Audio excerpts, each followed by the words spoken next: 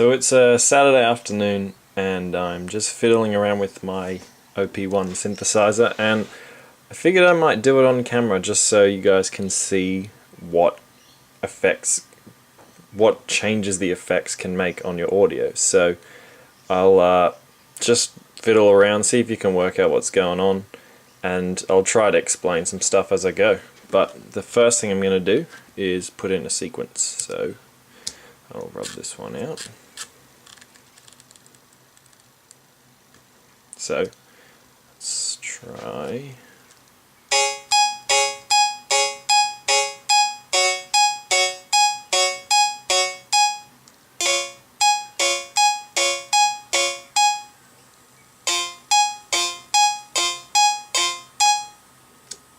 Cool. So now I'll just set it on hold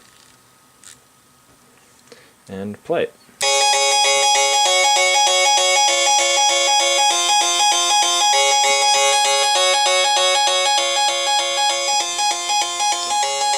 So the sequence is really useful because you can program something in and then you can go back and start to play with the effects.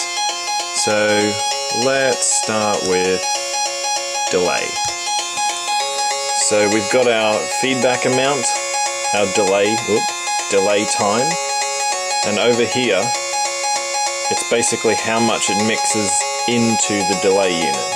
So if I crank this way up, so that doesn't need to be in your device, but it's just in this one. So let's crank it way up, turn the feedback down, and you'll notice that the delay starts to go away. If I turn it off, there's a very limited delay. Let's put some more feedback in, and then we'll increase the speed, so this means it will delay a lot faster.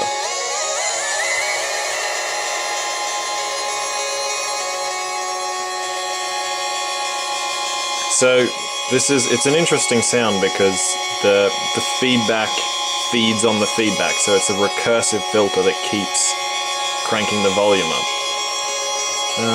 So let's make this sound a little bit better.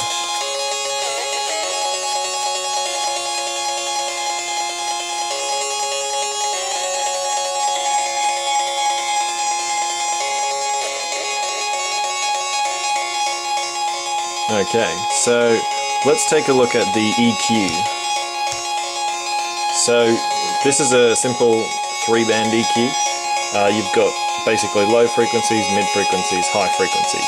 This here lets you tell the unit how much of the EQ you want to take effect onto your sound. So at the moment our little arrows on clean, so the EQ isn't really doing much. If it was on max EQ, it would be very strongly applying these 3 bandpass filters to the signal. So let's see what happens when we start to drop them out. So you can hear the bass has gone away, and now we've got only the highs. So you can see that now this little arrow has moved up to max EQ. Now we can do the opposite as well and knock the highs out. Now, it might come through a bit weird because this is only a little tiny speaker, but hopefully you can still hear the difference. So, let's whack that out. Now, let's have a look at this curve here. Now, this effect is really common in electronic music. So what we're going to do is, right now it plays really fast and then goes away really fast. So what we're going to do is turn up the sustain and turn up the release. So it's going to hold the note for a long time, and then when the key is let go, it's going to let it play for a long time as well. So see if you can recognize the effect.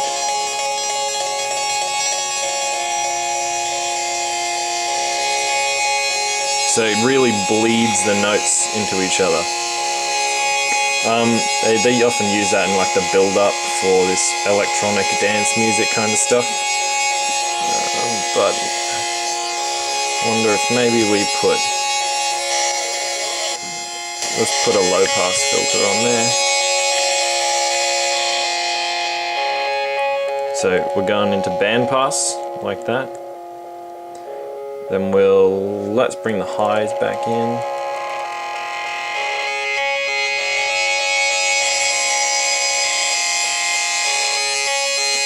And now there's an interesting feature in this low pass filter.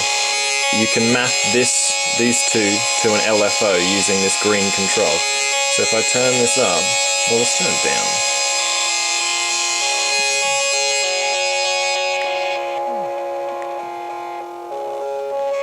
Let's turn the resonance up. Oh, that sounds terrible. Oh, it's not happy. So a lot of this is just experimentation, finding out what works.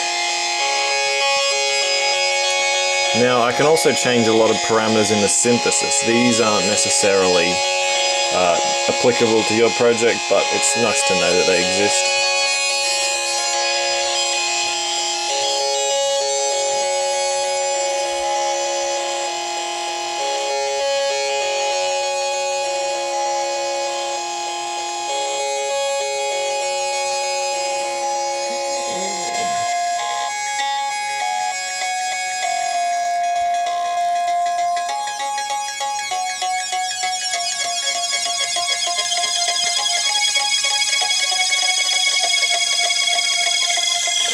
Yeah, and now then let's put some reverb on.